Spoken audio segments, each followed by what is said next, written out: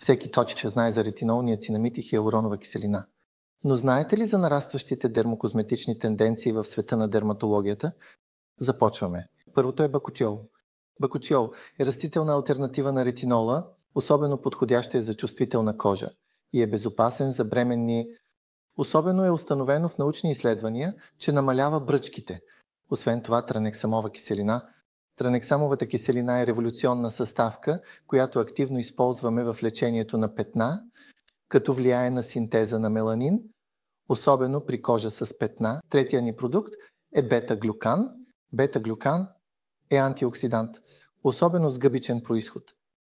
Ускорява заздравяването на рани и показва антиоксидантна активност в кожата. Четвъртата ни съставка са полихидроксикиселини. Полихидроксикиселините са алтернатива на АХ. Те нежно ексфолират и хидратират кожата. И са още един от продуктите, които са на мода сред дермокозметичните съставки. Тук важното е не толкова марката, колкото съдържанието на продукта.